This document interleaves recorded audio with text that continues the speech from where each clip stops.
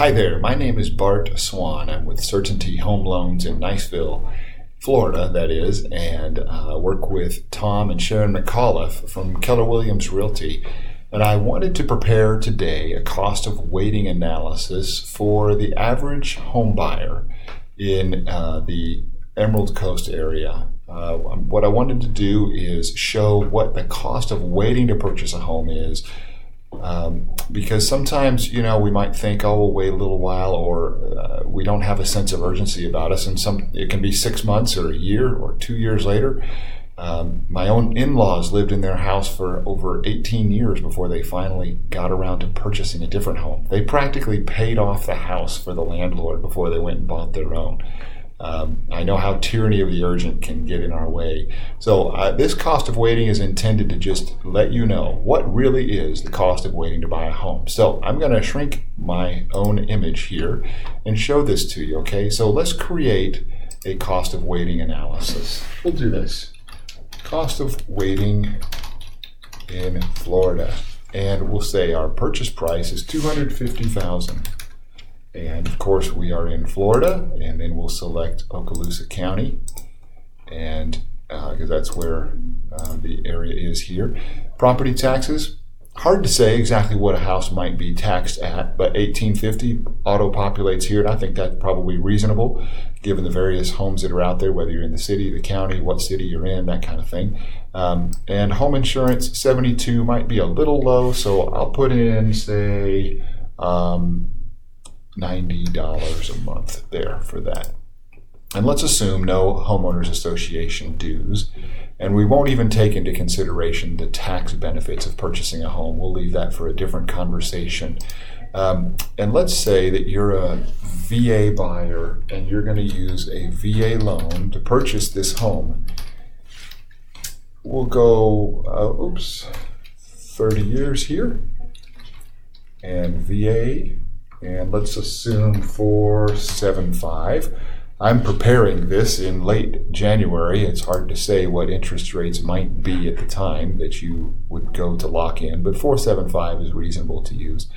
No discount points, no down payment, and there's no mortgage insurance associated with the VA loan. And let's assume that the seller pays all closing costs, so you don't have to bring any money to closing.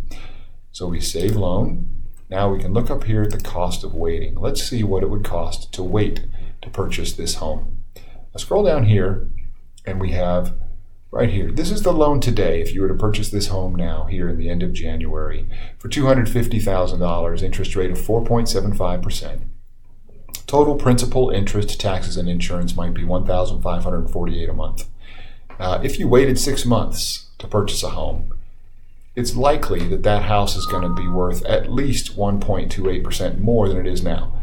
I think you can get with Tom and Sharon and figure out what the true appreciation rate is, but I believe that you'll find that it is actually significantly higher than that. And so 1.28% over 6 months, I believe, is very reasonable and conservative given what we've seen over the last 3 to 5 years in this marketplace. The Mortgage Bankers Association believes that interest rates will be about 0.5% higher in 6 months than they are right now. So your interest rate would probably be about 5.25%.